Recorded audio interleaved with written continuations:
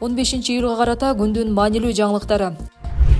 Селге аккан үй бүлө Орусиядан кызынын тоюн өткөрүү үчүн келген. Клубдун кабарчылары кыздар менен кош агып кеткен аялдын жакындары менен маектешти. Алар үй бүлө көптөн бери Орусияда жүрүп, улуу кызынын тоюн өткөрүү үчүн жакында эле келгенин билдиришти. Жакындардын айтымында апасы жана сиңдилери менен кош агып кеткен 19 жаштагы кыздын үлпөтү август айына белгиленген болчу. Каргаша болгон күнү атасы үйдө калып, апасы 3 кызын алып, туугандары менен бирге эс алууга кеткен. Сел алар турган мөл булак эс алуу жайын каптап, 44 жаштагы аялды жана анын 6, 10 жана 19 жаштагы кыздарын агызып кеткен. 14-июлдун кечинде 6 жашар кыздын сөөгү Өзбекстандын аймагынан табылды. Ал эми 15-июлда аялдын сөөгү Ак-Бура дарыясынан Оштун Катта Терек аймагында табылды. Үй бүлөдөн сырткары сел дагы бир аялды агызып кеткен. Учурда издөө иштери уланып жатат.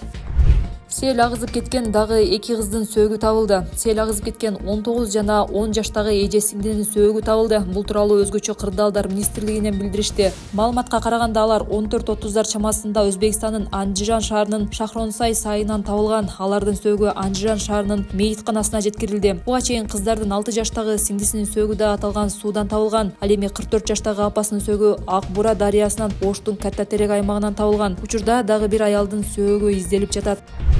Ош селден жабыр тарткандар менен Акылбек Жапаров жолукту. Министрлер кабинетинин төрагасы Акылбек Жапаров 15-июль күнү Ош шаарына барып, селдин кесепеттерине күбө болуп жабыркагандар менен жолукту. Оштогу борбордук базардын айрым сатуучулары болгон товарын сел жууп кеткенин айтып, өкмөттөн жардам сурады. Жапаров алгач кырсык боюнча комиссия түзүлүп, чыгымдар тактала турганын белгиледи. Комиссиянын ишинин жыйынтыгында кимге кандай жардам көрсөтүлөрү чечилет деп билдирди өкмөт башчы. Кечээ 14-июлда нөшөрлүү жамгырдан кийин Ак-Бура дарыясы нугунан чыгып, Ош шаарынын борбордук базарын каптаган. Сел сууларынан калктуу аймактардагы жабыркап, 800гө жакын турак үй, унаа жолдору, электр чубалгылары жарактан чыккан, коммуналдык авариялар катталган.